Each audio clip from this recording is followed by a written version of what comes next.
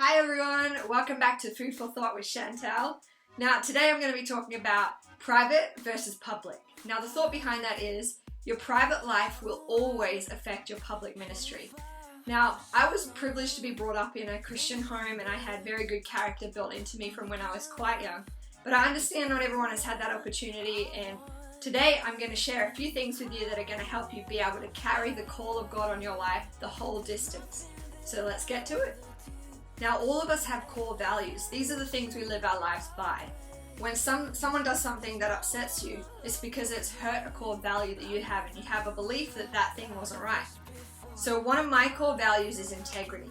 Keep your word. Let your yes be yes, your no be no. Be the kind of person that everyone else can rely upon because they know what you mean is what you say, and what you say is what you mean. How about the trolley? When you come out of the shopping center and you put everything in your car, where do you put it after that? Do you take it where it's supposed to be? Or do you just kind of leave it in the middle of all the cars? Now I know sometimes it's a little bit of a walk and it takes a little extra time, but integrity is doing the right thing and putting it back where it's supposed to be. Now if you go to church, don't pretend this has never happened to you. How about when you go to the bathroom and there's one little square of toilet paper left on the roll? Somehow, I always seem to be the person that ends up changing the roll of toilet paper. If you finish it, change it. Someone else will have to go. Be punctual. If you set a time to meet with someone or you're supposed to be somewhere at a certain time, be there. Set an alarm. If you know you're terrible at this, get other people around you to help you out. But when you're punctual, what you're doing is you're communicating to the other person. I have value for you. Your time is valuable to me, and I will show you how much value I have for you by making sure that I'm going to be there on time. Purity. Now, as Christians, purity is a non-negotiable when we are honoring our Father and we're being His ambassadors on the earth. Now, no matter where you've been, no matter what you've done, grace can redeem you. But the thing is, forgiveness restores the standard. So if I release forgiveness to you, what I'm saying is this is the standard. What was done lowered the standard, but when I forgive you, we're restoring the standard again. So what Jesus did when He said, I forgive you, go and sin no more, He's restoring the standard. He's saying this has always been what it's supposed to be like. What you did was here, but I'm restoring the standard and reminding you who you really are and what you're capable of. Now, Romans 6 verse 1 and 2 says this. What shall we say then? Are we to continue in sin that grace may abound? By no means. How can we who died to sin still live in it? So what are you watching on TV? What are you watching on the internet? What are you listening to? Now for me, I'm a feeler, so even if I listen to music that's not great, it's going to affect me in some way. What are you feeding your soul? Be very careful what goes in, because what goes in will come out in your actions and the way you live.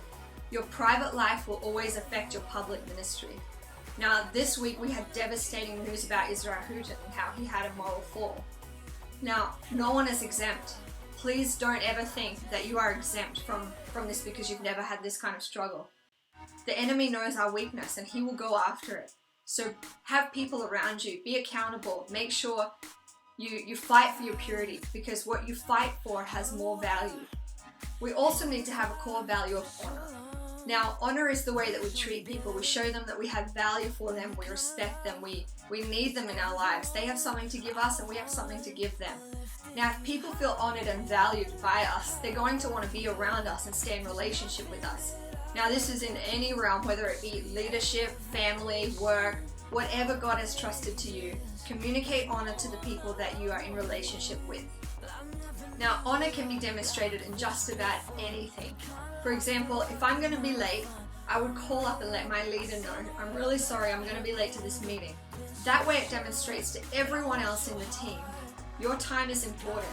I value what's going on and I'm not going to waste your time. We can also communicate honor by humbling ourselves and being willing to learn whatever we can by the people around us. Everyone has something to give, not only us. Now there's power in process. Now, sometimes we get really frustrated because we're not being seen or we're not being recognized or used in our call or our gift. But the thing is, God is actually using this as part of the process to build up that muscle. So when the time comes for us to be released into our calling, we have what it takes to go the whole way. In Genesis 37, we find Joseph. Now, Joseph had a dream, and he went to his brothers and he told his brothers his dream. His brothers ended up being very jealous and resenting him. So what his brothers did was they thought, we'll kill him. One of them convinced them not to do that. So what do? They throw him in a pit. He gets taken out, sold into slavery. He ends up in Potiphar's house. But you know what? No matter where he was, he served with everything that he had. Not like he was serving man, but like he was serving God. In everything, he gave his best. He allowed God to mold him, to shape him, and to put him through the process. And you know what? When he ended up in Egypt, he was the second most powerful man in all of the land, and he was able to redeem and save his whole family and the nation. So don't despise the process. Allow God to take you through it, because what you're doing is you're going to the spiritual gym. You're building your character, and you're becoming more and more the person that He wants you to be.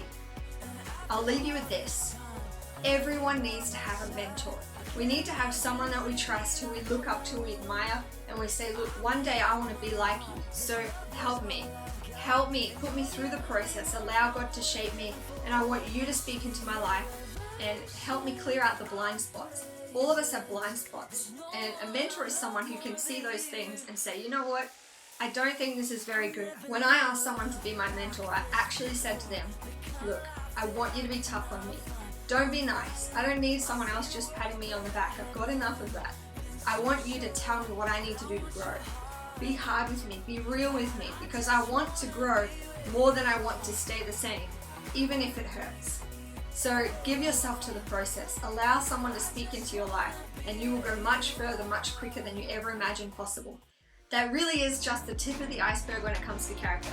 If you have any more thoughts about different things in character that you would like to know, leave them in the comments below. If you have ideas for another video, please let me know. Hope you enjoyed this week. I'll see you next time.